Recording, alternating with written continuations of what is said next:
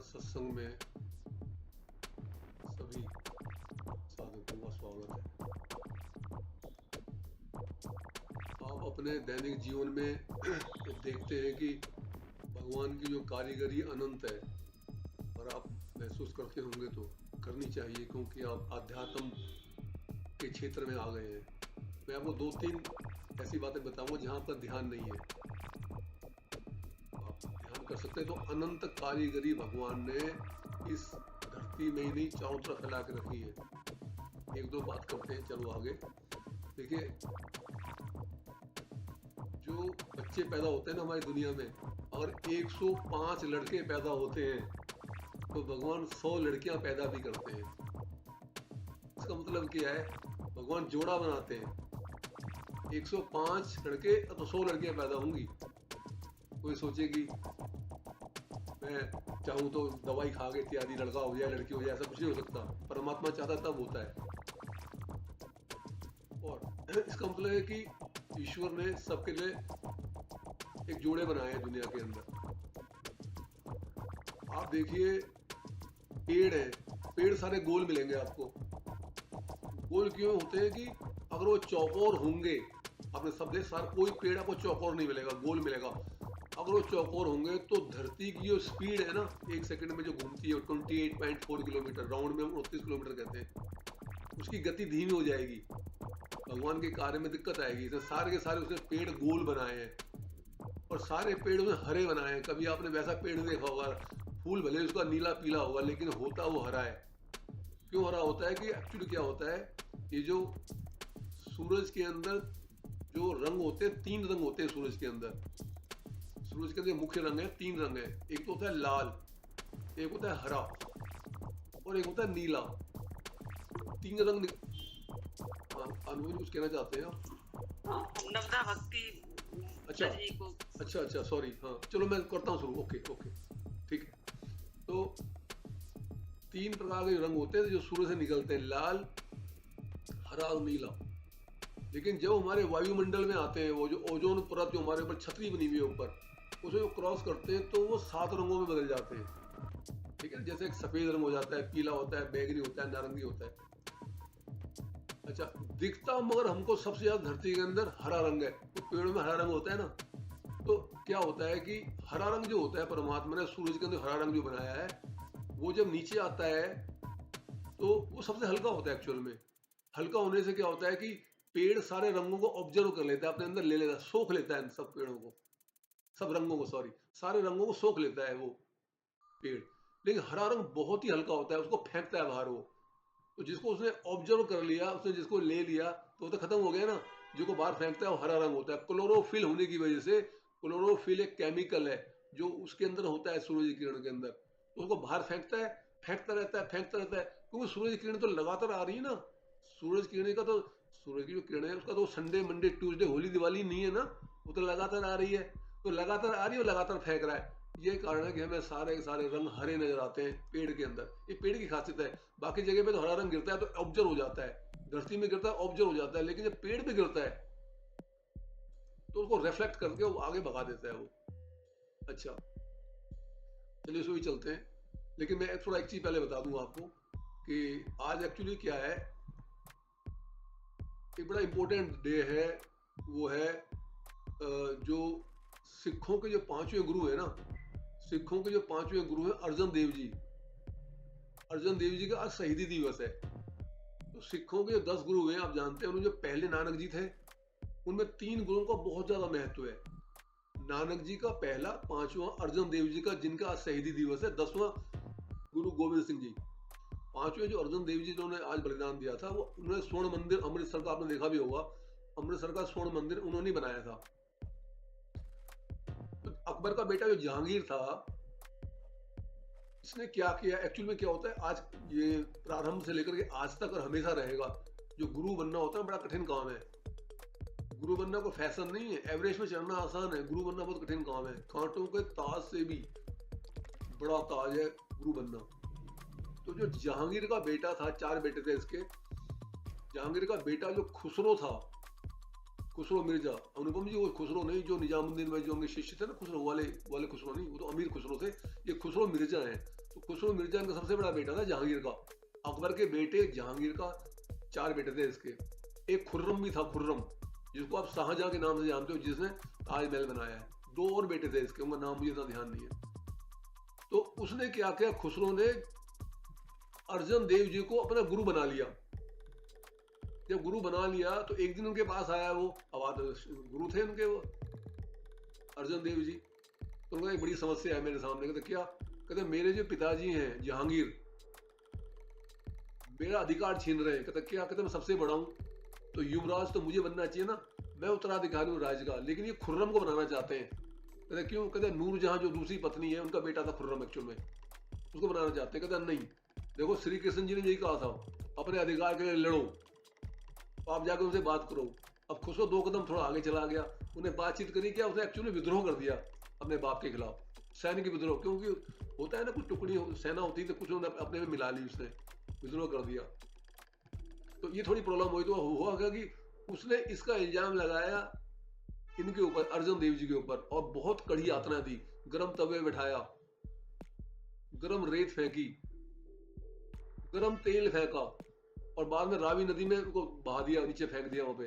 तो वहां गिरते गिरते मरते मरते इन्होंने अपने बेटे हरगोविंद राय जी से कहा, जो छठे इनके, जो सिखों को छठे गुरु है हरगोविंद राय। आपने देखा होगा सिखों के गुरु के यहाँ एक बाज होता है यहाँ पे।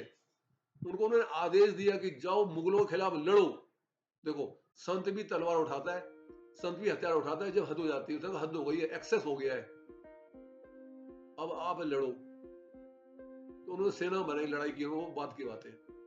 तो मैं आज इसलिए जिक्र किया कि अर्जुन देव जी के बारे में आपको पता होना चाहिए। जो खासकर ऐतिहासिक जो संत महात्मा है, उनके बारे में पता होना चाहिए। वैसे बड़ा मशहूर है, स्वर्ण मंदिर इनके नाम से बना हुआ है। इन्होंने इसकी नींव रखी थी, मतलब इन्होंने स्टार्ट किया था। नींव तो एक्चुअल में क्या है, ये एकता का भी प्रतीक है स्वर्ण मंदिर। नींव तो रखी थी एक मुसलमान व्यक्ति ने, मीर मियाँ ने। वो बड़े बुजुर्ग थे, उन्होंने अर्जुन देव जी ने उनको बोला था कि उस टाइम दोस्ती भी थी आपस में, ऐसी बातें, सिखों की मुसलमान की लड़ाई झगड़े भी थे। उन्होंने मीर मियाँ से स्वर्ण मंदिर की उन्होंने नींव रखवाई थी। लेकिन इसके निर्माता यही माने जाते हैं, अर्जुन देव जी। ठीक है, अच्छा चलिए आगे बढ़ते हैं। अभी कह रही है रजनी जी इसके बारे में, ठीक है, बात कर लेते हैं। देखिए, इंग्लिश में एक कहावत है, a man is known by the company he keeps. जो बंदा जिस संगत में रहता है वो वैसे ही जाना जाता है, ये नियम है। यदि आप शराबी के साथ रहोगे, चाहे आप शराब ना पियो, आप शराबी कहलाओगे। इसी प्रकार जुआरी, कवाबी, आलतू फालतू असामाजिक लोगों के साथ रहोगे तो आप वैसे ही माने जाओगे, और आपके अंदर वो आदतें भी आएंगी। ये नियम है, संगत का असर पड़ता ही पड़ता है। इसे इंग्लिश में कहा होता है, man is known by the company he keeps. जिस बंदे की आप संगत करोगे, कोई ऐसा बंदा हो जो 24 घंटे संसार की बात करेगा, आलतू फालतू की बात करेगा, तो वो आपके अंदर वो अवगुण आएगा। इसलिए संगति भी अच्छी होनी चाहिए। वो संगति जो मीरा ने की थी, वो संगति जो सबरी ने की थी, और दोनों संगति किसकी करी? उनकी संगति करी जो पूरे विश्वासी थे परमात्मा के प्रति। और तो कहां पहुंचे? मीरा का नाम आज की तारीख में भक्त समाज में कितना आदर से लिया जाता है, उसी प्रकार से सबरी का नाम मैंने इसलिए लिया है कि आज नवदा भक्ति के बारे में बात हो रही है। राम जी ने सबरी जी को नवदा भक्ति के बारे में बताया था। अच्छा, पहले इसको पढ़ लेते हैं। प्रथम भक्ति संतन कर संगा, दूसरी मम कथा प्रचंगा,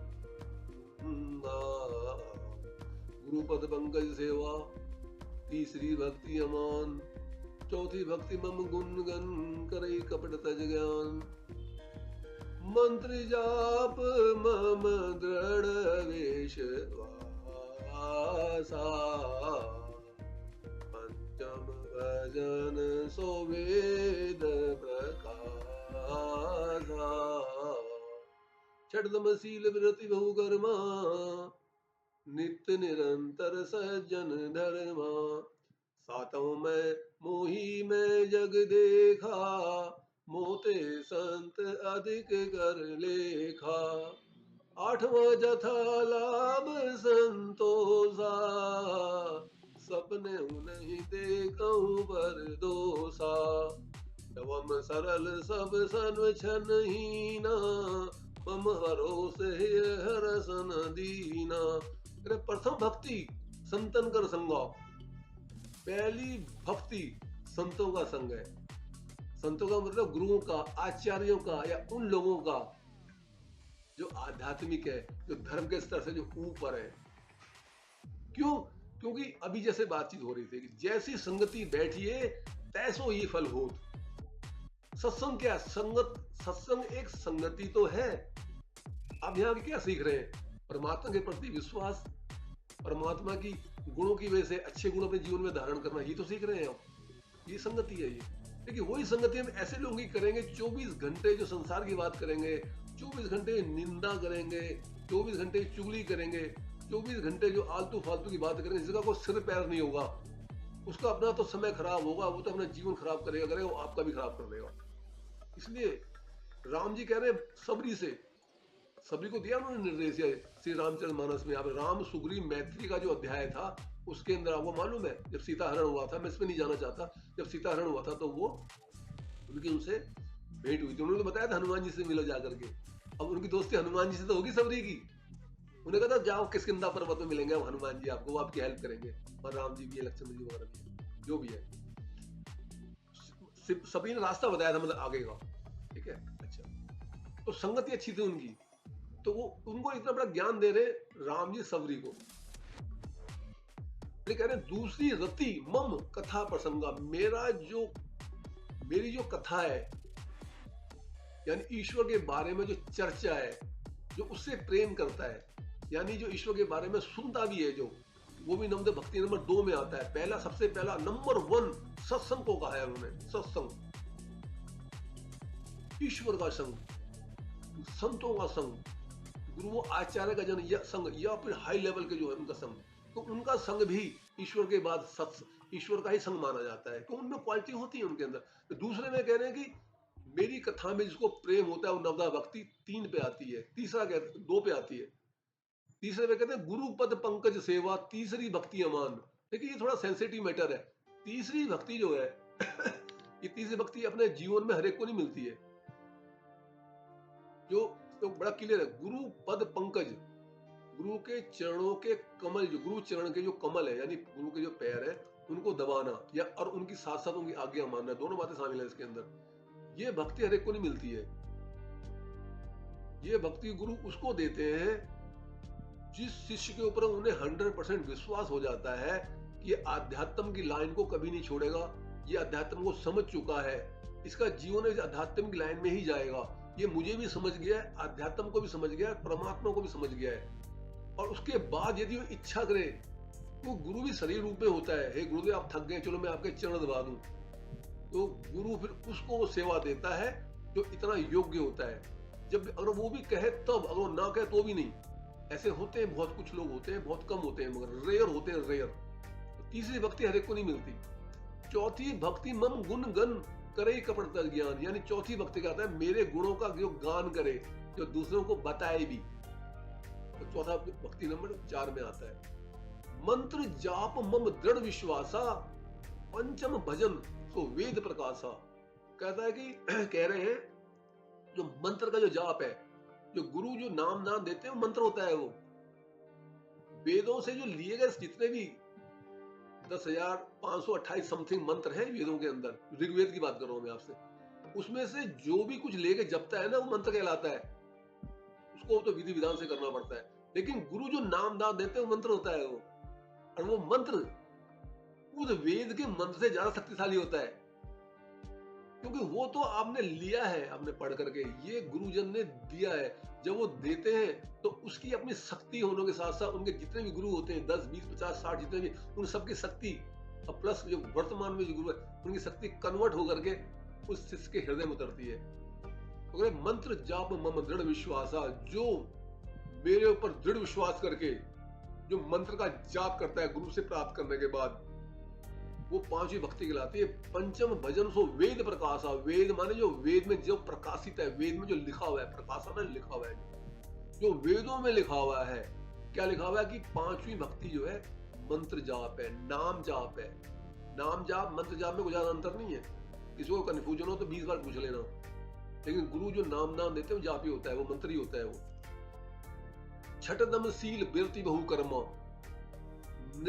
निरंतर सज्जन धर्म, यानी इंद्रियों को वश में रखते हुए आध्यात्म मार्ग में चलना, एक छठी भक्ति है। सातवां सम मोही मैं जग देखा, मोते संत अधिक कर लेखा। तो सातवीं भक्ति क्या है कि मेरे अंदर ही इस संसार को मेरे अंदर देखो। ये संसार मेरे से अलग नहीं है। अच्छा, इसमें कंफ्यूज मत होना। संसार के बारे में हम कहते हैं संसार से बच्चों, बिल्कुल ये संसार पूरा सब मायावी है। अब यहाँ पे क्या कह रहे हो? सातवां सम मोही मैं जग देखा, मेरे को हर जगह देखो संसार के अंदर। और एकदम कहते हैं संसार तो बड़ा ज्यादा मायावी है। बात बिल्कुल सही है, लेकिन वो कहना क्या चाहते हैं? भाई मायावी तो है, लेकिन तुम्हें तो जरूरत है ना मुझे हर जगह देखने की। जब मुझे हर जगह देखो तभी तो सुमिरन में रहोगे। नहीं तो पता लग गया हम सिलाई कढ़ाई कर रहे हैं, सिलाई कढ़ाई में चले गए। हम दाल चावल बना रहे हैं, नाश्ता बना रहे हैं, नाश्ते में ही चले गए। वो करें दाल चावल में भी, सिलाई कढ़ाई में भी, भोजन नाश्ते में भी, घर के झाड़ू पोछे में भी, हर प्रत्येक काम में मुझे देखो। और मोते संत अधिक कर लेखा, और मेरे से भी ज्यादा सम्मान यदि किसी ने आपको देना है, आपने तो संत को देना है। संत जो आध्यात्मिक है, जो गुरु है, आचार्य है, उनको मेरे से भी ज्यादा सम्मान दो। ये राम जी कह रहे हैं सबरी से। संतों का इतना महत्व है हमारे वेदों में, पुराणों में, दर्शनों में, उपनिषदों में, रामायण में, गीता में इसका वर्णन है। अच्छा, फिर आठवां बता रहे हैं, आठवां जथा लाभ संतोषा, यानी कहने का मतलब यह है कि जो जितना धन है घर में, जो सुख सुविधा है घर के अंदर, उसी में संतोष करो। ये नहीं कि मेरे पास गाड़ी नहीं है, पड़ोस में गाड़ी है तो मैं परेशान हो जाऊं, या मेरे से अच्छी गाड़ी है तो मैं परेशान हो जाऊं, या मेरे पास बाइक नहीं है उसके बाद बाइक है तो मैं परेशान हो जाऊं। नहीं, आठवां जथा लाभ संतोषा, सपने हूं नहीं देखूं परदोषा। सपने में दूसरे का दोष नहीं देखना चाहिए, कि राम जी सबरी से कह रहे हैं। अच्छा, इसको भी सुनो थोड़ा सा। एक्चुअली क्या है कि जो ऊंचे लेवल के जो बंदे बात करते हैं और आध्यात्मिक, वो भी श्री राम जी जैसे व्यक्ति जो इतने अनुशासित है, तो मैं आपसे भी ये कहना चाहता हूँ यहाँ पे कि आठवां जथा लाभ संतोषा, सपने नहीं देखूं परदोषा। हमें कहना चाहते कि हमें दूसरे का दोष नहीं देखने चाहिए। इसको भी समझिए थोड़ा सा। यदि आप अपने बेटे के दोष नहीं देखोगे तो दोष दूर कैसे करोगे? यदि आप अपने अच्छे मित्र के, अपने शिष्य के, अपने गुरु भाई के, गुरु बहन के दोष नहीं देखोगे तो कैसे दूर करोगे? दोष देखने का मतलब ये है कि देखने के बाद आपकी इंटेंशन ऐसी होनी चाहिए कि उसका दोष दूर हो जाए।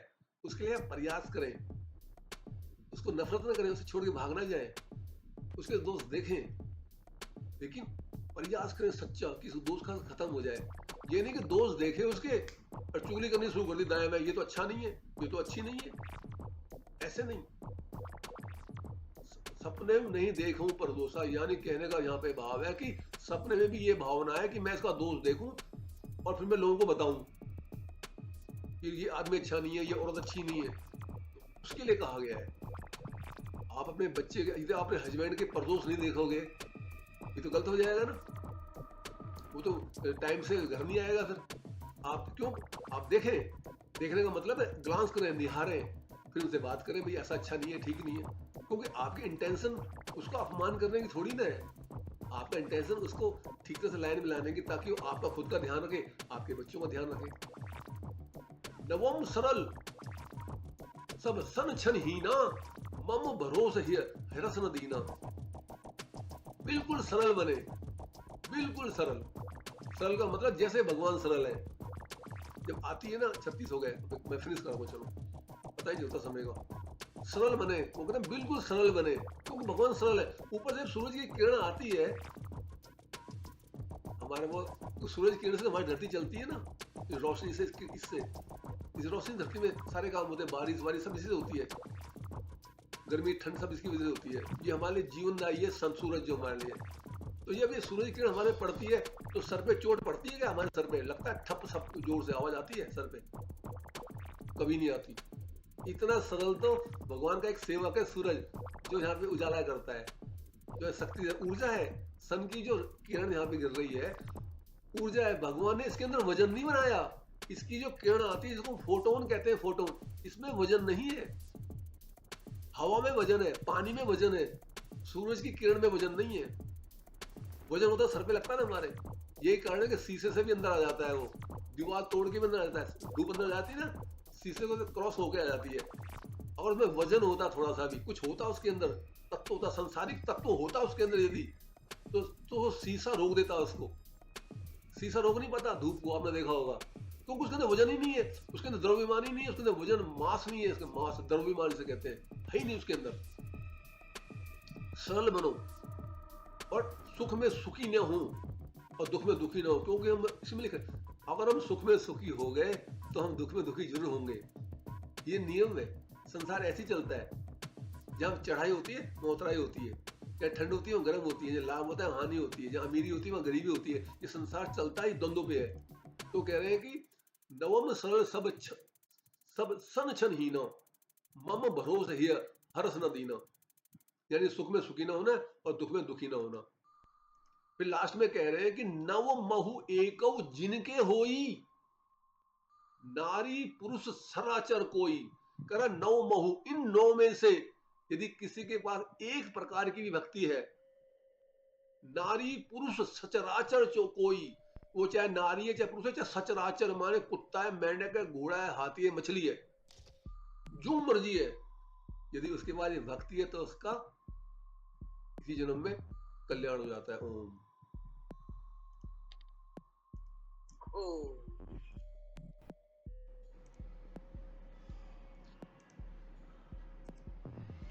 यदि यह वीडियो आपको ज्ञानवर्धक तथा उपयोगी लगती है तो आप इसे लाइक, कमेंट, शेयर तथा चैनल को सब्सक्राइब भी कर सकते हैं, ताकि आगे आने वाली सभी वीडियो का नोटिफिकेशन तथा उसका लाभ आपके साथ साथ आपके प्रियजनों को भी मिलता रहे। गुरु भगवान सबका कल्याण करें।